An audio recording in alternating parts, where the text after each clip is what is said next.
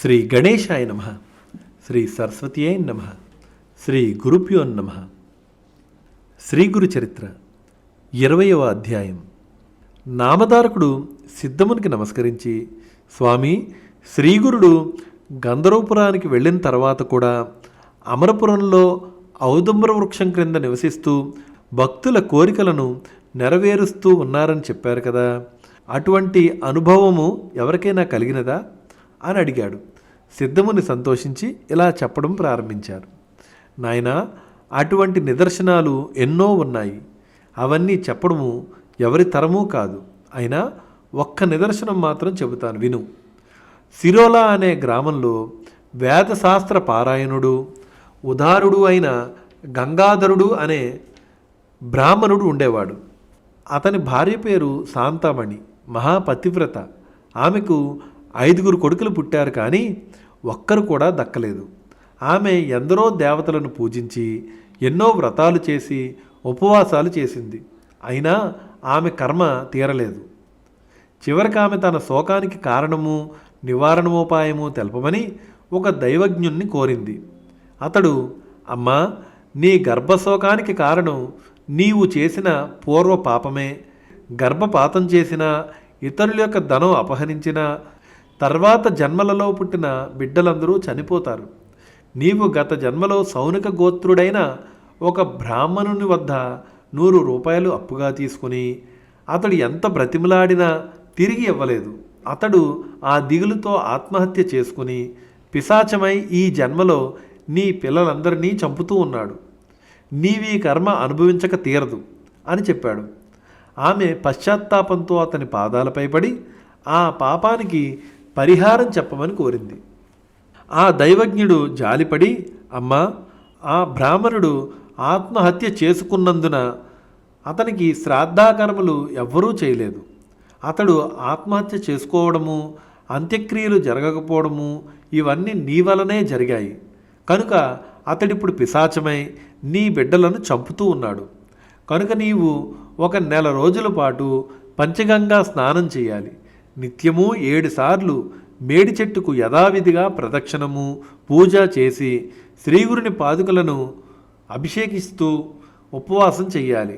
అటు తర్వాత నీవతనికి అంత్యక్రియలు చేసి అతని సగోత్రికుడైన ఒక బ్రాహ్మణుడికి నీవు అపహరించిన 100 రూపాయలు దానం ఇవ్వాలి. అలా చేస్తే నీకు కలిగిన సంతానం నిలుస్తుంది. అప్పుడు నీ దోషాలు తొలగి శ్రీగురుని యొక్క అనుగ్రహం వలన పూర్ణాయుర్దాయం గల కొడుకులు నీకు కలుగుతారు అని చెప్పాడు. ఆ మాటలు విని శాంతాదేవి దీనంగా, అయ్యా, నేను శరీరంతో శ్రమించి మీరు చెప్పిన మాసవ్రతం ఆచరించగలను, కానీ ఆ బ్రాహ్మణుని సగోత్రునికి దానం ఇవ్వడానికి నా వద్ద అంత పైకం లేదు. మరి నేనేమి చెయ్యాలి అని వాపోయింది. ఆ దైవజ్ఞుడు, అమ్మా, అలాగైతే నిర్మలమైన మనస్సుతో నేను చెప్పినట్లు శ్రీగురు పాదుకలను అర్చించి నీ శక్తి మేరకు దానమివ్వి.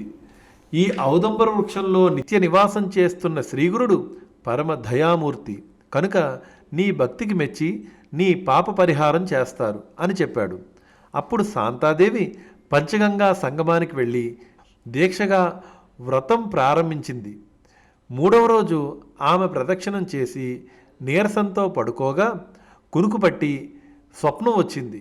కలలో ఆ పిశాచం కనిపించి ఆమెను భయపెట్టి తన సొమ్ము తిరిగి ఇవ్వకుంటే ఆమె వంశం నాశనం చేస్తానని ఆమె మీదకు దూకాడు. అప్పుడు ఆమె మేడి చెట్టు వద్దకు పరిగెత్తింది. అక్కడ శ్రీగురుడు ఉన్నారు. ఆమె ఆయన చాటుకు వెళ్ళింది. శ్రీగురుడు ఆమెకు అభయమిచ్చి ఆమె మీదకు వస్తున్న ఆ పిశాచాన్ని అడ్డగించారు. అప్పుడు ఆ పిశాచం ఆయనతో తనకు ఆమె చేసిన అన్యాయం గురించి చెప్పి, స్వామి, తపస్సులు యతీశ్వరులు అయిన మీకు ఆమె పట్ల పక్షపాతం తగదు అని మొరపెట్టుకున్నాడు. నీవు భక్తులను బాధిస్తే నిన్ను నేను శిక్షిస్తాను. ఈమెనిలా బాధిస్తే నీకింకా పాపాలు చుట్టుకుంటాయే కానీ లాభమేమిటి? ఈమె నీ డబ్బు అపహరించినది పూర్వ జన్మలో కదా. ఈ జన్మలో ఈమె నిరుపేదరాలు. అందువలన ఈమె చేత ఊర్ధ్వదైహిక కర్మలు చేయించి యథాశక్తి దానమిప్పిస్తాను. నీకు సద్గతి ప్రాప్తిస్తాము. మేము చెప్పినది నీకు నచ్చితే సరే, లేకపోతే నీకీ దుస్థితి తప్పదు, మేము మాత్రం ఈమెను రక్షించి తీరుతాము అని అన్నారు. ఆ పిశాచం, స్వామి, మీ దర్శనం వల్లనే నాలోని కాఠిన్యం నశించింది, మీరెలా చేసినా సంతోషమే అన్నాడు. శ్రీగురుడు శాంతాదేవితో, అమ్మ, నీవు యథాశక్తి పైకం వెచ్చించి అతనికి ఉత్తమ గతిని సంకల్పించి అంత్యక్రియలు జరిపించు.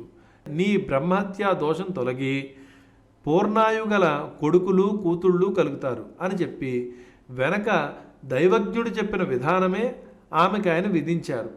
ఆమె నిద్రలేచి సంతోషంతో స్వామి చెప్పినట్లే చేసి 16వ రోజున ఆ బ్రాహ్మణుడికి ఊర్ధ్వ దైహిక కర్మలు చేయించింది. ఆమెకు బ్రహ్మహత్యా దోషము, ఆ బ్రాహ్మణునకు పిశాచతత్వము తొలగిపోయాయి. తర్వాత మరొక రోజున శాంతాదేవికి శ్రీగురుడు కలలో కనిపించి 2 కొబ్బరికాయలు ఆమె ఒడిలో వేసి, అమ్మా, నీ వ్రతము పూర్తి అయ్యింది కదా, పారాయణకు ఈ కాయలు వాడుకో, నీకు నిస్సందేహంగా వేద విధులు పుడతారు అని చెప్పారు. ఆమె నిద్రలేచి చూచేసరికి నిజంగానే ఆ 2 ఫలాలు ఆమె ప్రక్కనే ఉన్నాయి. ఆమె వెంటనే ఆ కల గురించి తన భర్తకు చెప్పింది. ఆ దంపతులు సంతోషించి స్వామి చెప్పినట్లు ఆ కొబ్బరికాయలను పూజించి వాటిని పారాయణకు ఉపయోగించారు. తర్వాత కొద్ది కాలానికి ఆమెకు 2 మగపిల్లలు కలిగారు.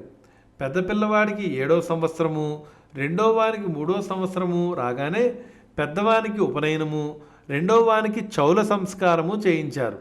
కానీ ఆ ముహూర్తానికి ముందు రోజున పెద్దవాడికి అకస్మాత్తుగా ధనుర్వాతం వచ్చి మరుసటి రోజు సాయంత్రం సూర్యాస్తమయ సమయానికల్లా అతడు చనిపోయాడు. ఆ తల్లి శోకంతో తలను నేలకు కొట్టుకున్నది, గుండెలు బాదుకున్నది. చివరకు ఆ బాధ తట్టుకోలేక స్పృహ తప్పి పడిపోయింది. తిరిగి స్పృహ రాగానే ఆ బిడ్డను తలుచుకొని అతని శవంపై పడి ఇలా శోకించింది, నాయనా, మా ప్రాణాలకు రక్షకుడవు, వంశోద్ధారకుడవు నీవే. అయినా నీవు మమ్మల్ని విడిచిపెట్టిపోవడానికి నీ మనస్సెలా ఒప్పింది? 5గురు బిడ్డలను పోగొట్టుకున్న నేను నిన్ను చూచాక ఆ శోకం మర్చిపోయాను. శ్రీగురుడు వరమిచ్చినందు వల్లనే నీపైన ఆశలన్నీ పెట్టుకున్నాను. అప్పుడక్కడి జనులు ఇలా ఆమెను ఓదార్చారు. అమ్మా, నువ్విలా ఏడ్చినందువలన నీ పిల్లవాడు మళ్ళీ బ్రతుకుతాడా? మృత్యువును దేవతలు, ఋషులను, రాక్షసులను, అవతార పురుషులను కూడా వదిలిపెట్టదు. మానవులమైన మనకెలా తప్పుతుంది? నువ్వు ఆలోచించు అని అన్నారు. ఇలా దుఃఖించవద్దు. అది విని ఆమె, నాకు దాపురించిన పిశాచ భయాన్ని పోగొట్టి సాక్షాత్తు శ్రీగురుడే ప్రసాదించిన ఈ ఫలం విఫలమెందుకు కావాలి? నేను కూడా ఈ బిడ్డకు తోడుగా ప్రాణమైనా విడుస్తాను అని ఎంతో పట్టుదలగా బదులు చెప్పింది. ఆమె శ్రీగురుణ్ణి స్మరించి, స్వామి, త్రిమూర్తి స్వరూపులైన మీరు సత్య సంకల్పులని నమ్ముకున్న నాకు ఇదేమి గతి? నేను మీరు చెప్పినట్లు ఈ ఔదంబర వృక్షాన్ని సేవించినందుకు ఫలితం ఇదేనా? నా విషయంలో మీరు విశ్వాసఘాతుకులయ్యారు. పిశాచ బాధ తొలగించమని మిమ్మల్ని శరణు పొందిన నాకు ఇదేమి ఫలితము? పులి నుండి పారిపోతున్న ఆవు కసాయివానికి శరణు పొందినట్లున్నది. తన కష్టాలను నివారించుకోవడానికి దేవాలయంలో ప్రవేశించిన వారిపై ఆ ఆలయం విరిగి పడినట్లయింది నా పరిస్థితి. నాకు ఇంతగా ఆశ చూపిన మీరు నా బిడ్డను ఎందుకు రక్షించరు అని రాత్రంతా ఆమె దుఃఖిస్తూనే ఉన్నది. మరుసటి రోజు ఉదయమే ఆ గ్రామానికి బ్రాహ్మణులు వచ్చి ఆమెతో, అమ్మ, నీవిలా శోకించినందువలన లాభమేమిటి? జరగవలసినవన్నీ జరగకుండా తప్పుతుందా?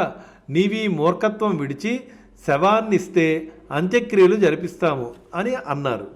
కానీ ఆమె మాత్రం తన పట్టు విడవక, ఈ శవంతో పాటు నాకు కూడా అంత్యక్రియలు చేయిస్తాను అంటేనే కానీ నేను ఇవ్వను అని చెప్పి ఆ శవాన్ని తన హృదయానికి గట్టిగా హత్తుకున్నది. ఆ బ్రాహ్మణులు ఆశ్చర్యపోయి, బిడ్డతో కలిసి అగ్ని ప్రవేశం చేయడం ఉన్నది విన్నాము కానీ ఇది కనీ విని ఎరుగము, ఇదెక్కడి ధర్మము అనుకున్నారు. ఆమె మాత్రం మధ్యాహ్న సమయం దాటిపోతున్నా శవాన్ని వారికి అప్పగించలేదు.